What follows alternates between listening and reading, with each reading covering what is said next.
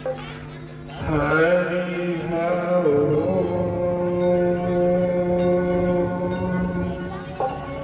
श्री गणेशाय नमः। श्री सरस्वत्यै नमः। श्रीमते रामानुजाय नमः। श्री राधा कृष्णाभ्यां नमः।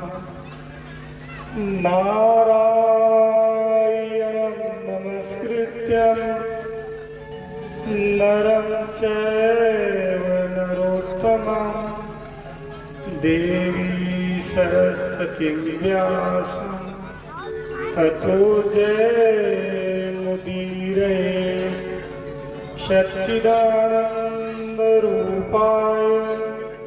विश्वोत्पत्त्यादिहेतवे तापत्रय विनाशाय श्रीकृष्णाय वयं नमः। कृष्णं नारायणं वन्दे कृष्णं वन्दे व्रजप्रियं कृष्णं द्वैपायनं वन्दे कृष्णं वन्दे प्रीतासुतं। नमो देव्ये महादेव्ये शिवाय सततं नमः। नमः प्राकृत्याय भद्राय नियतं प्रणतां स्मृता। प्रेम से भागवत भगवान की जय। प्यारे भगवत प्रेमी सज्जनों, अनंत जन्मों के कोटि में पुण्य का एकत्रण होता है, तब श्रीमद् भागवत कथा श्रवण में रुचि होती है। और उसमें भी जब तीर्थ यात्रा में हम जाते हैं, संतों का साधिन्य प्राप्त करते हैं, संतों का सेवा करते हैं, तो हमें धर्म के प्रति रुचि होती है, मन में जिज्ञासा होती है धर्म के प्रति जानने को, भगवान नाम के गुणगान को सुनने को। और यह मनोभाव के साथ जब हम अपने मैंपन को त्याग करके संपूर्ण शरणागति के साथ मेरा मेरा को छोड़ करके जब तेरा में अर्पण करते हैं, तब श्रीमद् भागवत महापुराण ज्ञान सप्ताह कराने के हम निमित्त मिलते हैं। वर्तमान में राजा परीक्षित श्रीमान ठल्लू राम जी और उनकी भार्या श्रीमती शांति वर्मा दोनों जो है निमित्त बने हैं। अनंत कोटि जन पुण्य का उदय हुआ है, तब हमें राजा और रानी बनने का सौभाग्य होता है। अपने पितृज पूर्वज के मुक्षी के निमित्त मोक्षदा एकादशी के पावन पर्व में हमने कल महती कथा श्रवण किया। स्वर्गीय श्री फतेलाल वर्मा जी और उनकी भार्या स्वर्गीय श्रीमती सामबाई वर्मा, जो कि हमारे राजा परीक्षित के माता पिता, साथ में पिताजी महाराज के दो और अनुज भाई, राजा परीक्षित के चाचा जी चाची जी, स्वर्गीय श्रीमान कलीराम वर्मा जी, स्वर्गीय श्रीमती कचराबाई वर्मा, साथ में स्वर्गीय शिवरतन वर्मा जी और साथ में रुक्मिन वर्मा जी। इनका भी देहावसान हो गया। उनके भी मोक्ष और सद्गति की कामनाएं व्यासपीठ से। साथ में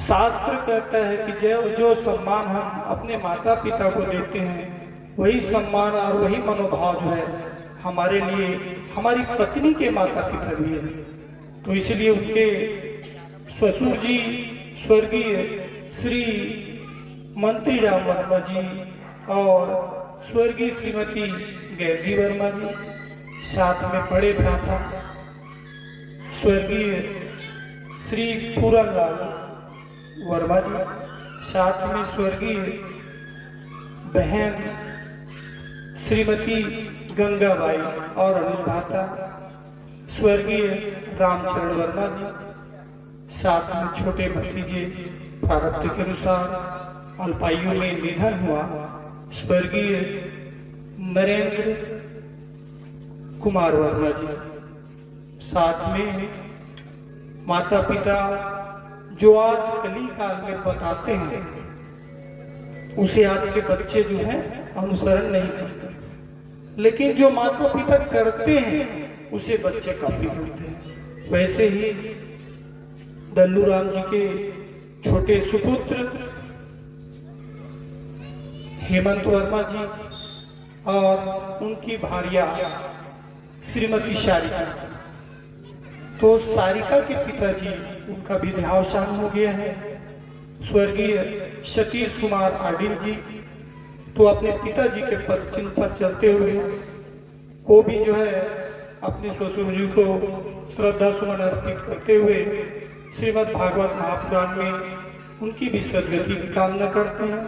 और इस महाआयोजन को परिवार के एक एक सदस्यों ने मिलकर सार्थक बनाया है, जिसमें श्रीमती सुभौती रामजी वर्मा जी, श्रीमती जानकी आनंदराम वर्मा जी, श्रीमती रामेश्वरी नंदूराम वर्मा जी, श्रीमती देवंती रामानुज वर्मा जी, श्रीमती खेमिन देवचरण वर्मा जी, श्रीमती मथुरा, श्रीमती जामिन और छोटे भाई इनका देहावसान होने के बाद उनकी भार्या अपने पति के मोक्ष और सदगति की कामना के साथ श्रीमती मेनका वर्मा।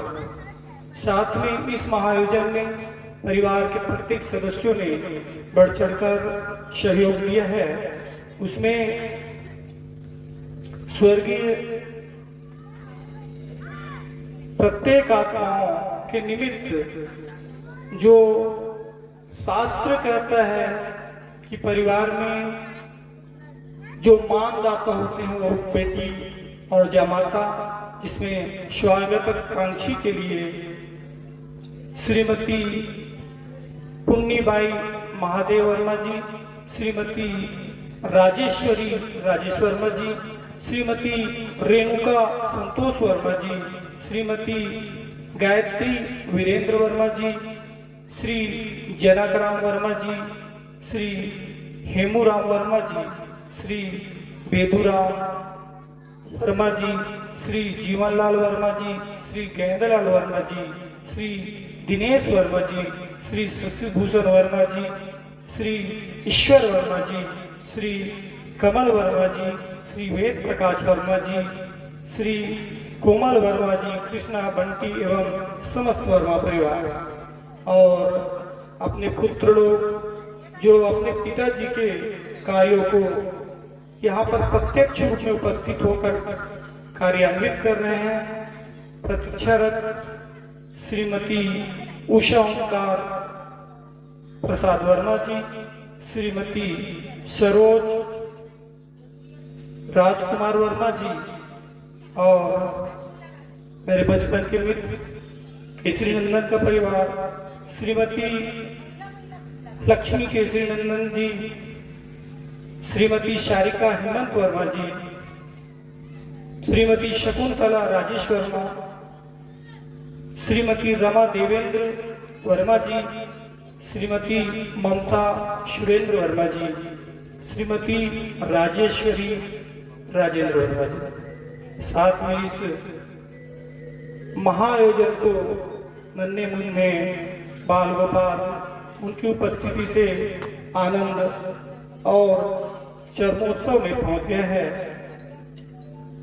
दर्शनाभिलाषी दीपक, किशन, दीपिका, अंजलि रानी नवनीत, प्रतीक, सुबोध, विश्व नारायण, शैलेश, अनन्या, दिशा, अनुष्का, अवि।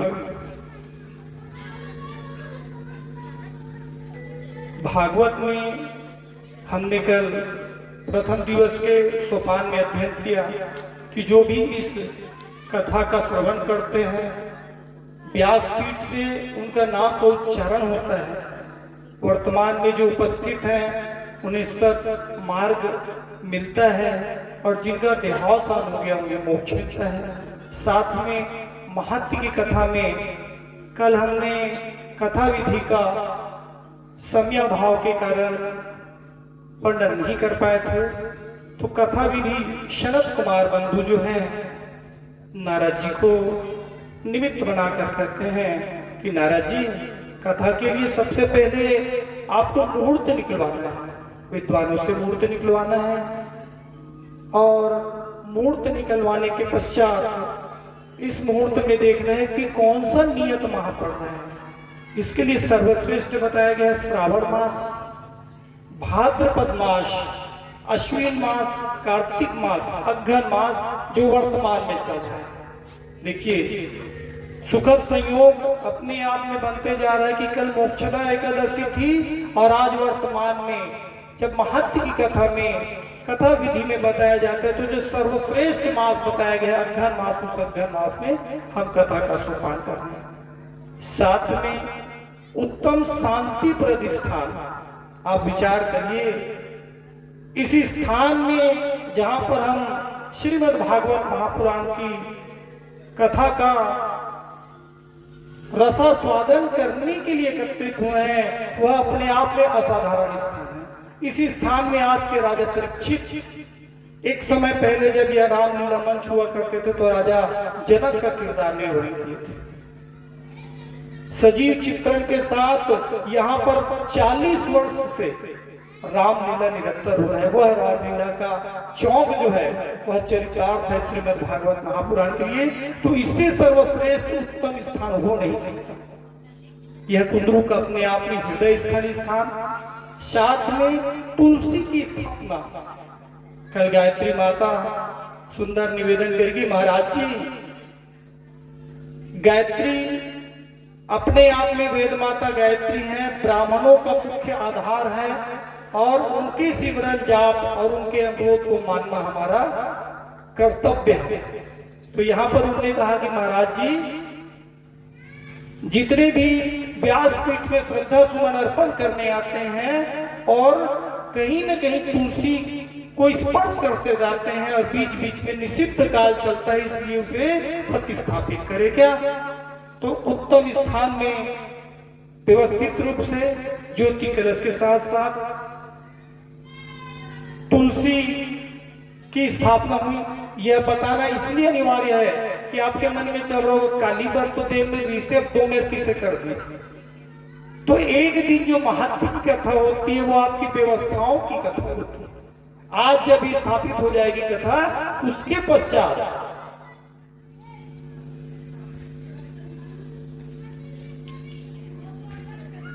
प्रेक्षुले भक्तर भगवान की जय। इनका नाम लखन जी है और इनके एक मनोभाव बना है, जहां भी कथा होता है महाराज किस भी स्थिति में रहे वो जाके गले में जब तक वो नहीं पहनाएंगे उनको आनंद नहीं आता।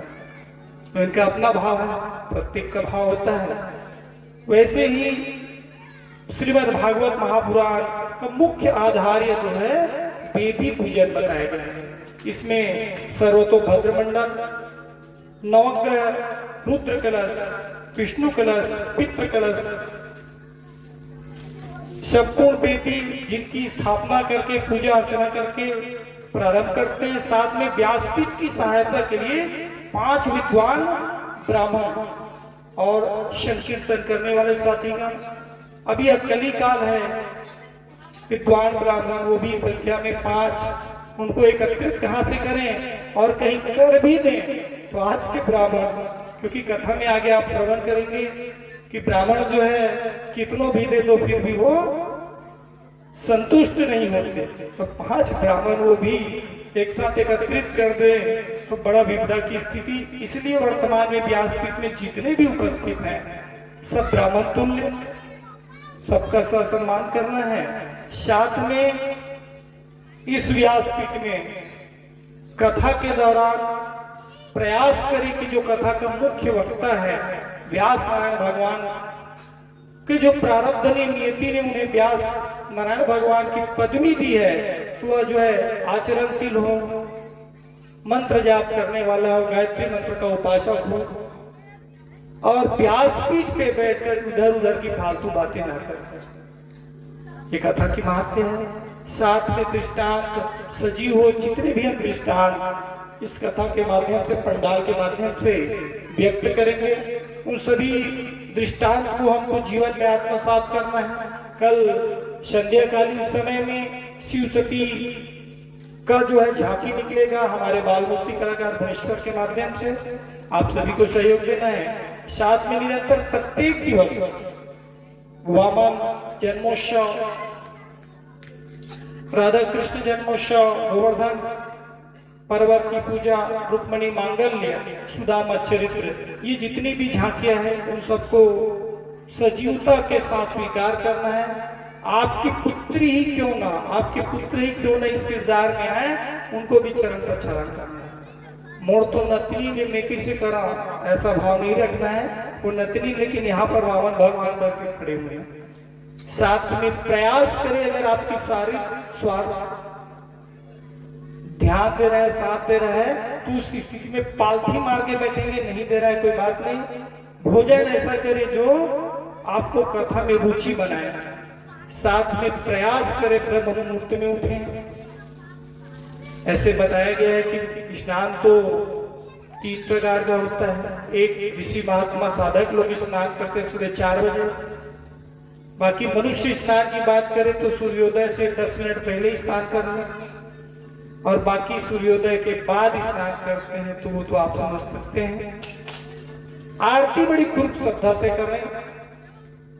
तो आइए महात्म्य की कथा को ही आगे बढ़ाते हुए सबसे पहले व्यासपीठ में जो भी उपस्थित हैं, व्यास नारायण भगवान और साथ में संकीर्तन के लिए पधारे साथीगण और जितने भी हमारे ब्राह्मण जन हैं, सबका स्वागत सत्कार।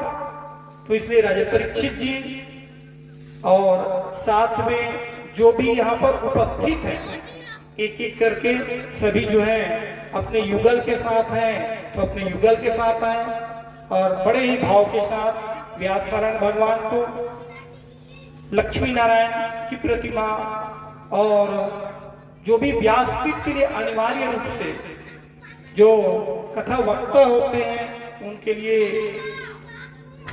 जो वस्त्र अलंकार के साथ विभूषण किया जाता है, स्वागत किया जाता है, वह करेंगे। प्रेम चोली वृंदावन बिहारी लाल की जय।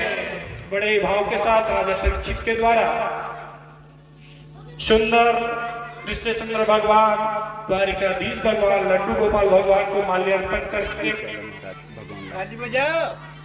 बड़े भाव के साथ सभी जो है भावी भोज भक्ति माता जो है राजा परीक्षित के हृदय में प्रवेश करी और वो उच्च उच्चारण के साथ कहते हैं कि आप सभी जो है प्रत्येक माल्यार्पण के बाद ताली बजाएंगे और ये बहुत ही भाव के साथ उनके परिवार ताली बजाते हुए और जितने भी विघ्नहर्ता गणेश भगवान को माल्यार्पण करते हुए परिवार के सक्रिय सदस्यगण वो मंत्रमुग्ध किए हैं। पूरे समय कलश यात्रा के दौरान एक ही संकीर्तन में पूरे के पूरे कलश यात्रा को संपूर्ण करने में मुख्य भूमिका निभाने वाले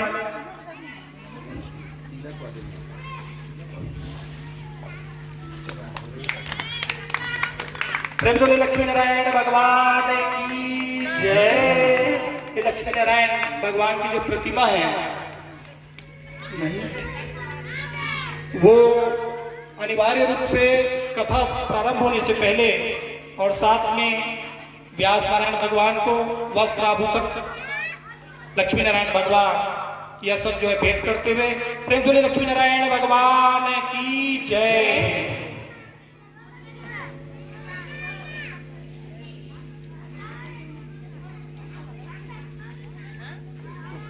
वो तीनों चल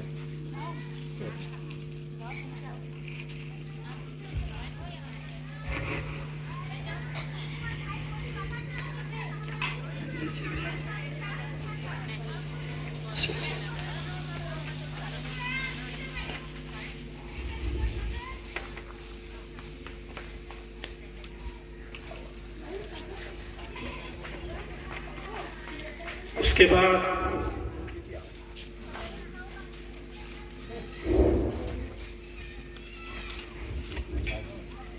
महाराज उनका भी भेंट करते हुए माता जी प्रेम से वृंदावन बिहारी लाल की जय। व्यासपीठ की गरिमा देखिए कि पुनः हमारे व्यासपीठ रामलीला मंच को चरितार्थ करते हुए राजकुमारी दुबे जी महाराज और साथ में कुश महाराज इनका भी अभिनंदन करते हुए संत की बड़ी महत्ता बताई गई है। तो संत शिरोमणि प्रत्येक स्थान पर उनकी महत्ता बताई जाती है। और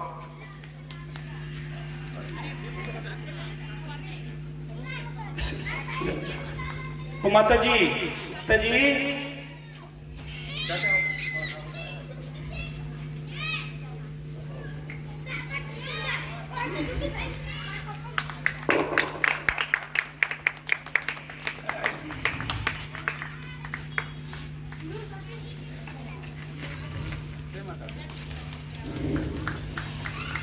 संकीर्तन वाले साथीगण का स्वागत अभिनंदन करने के लिए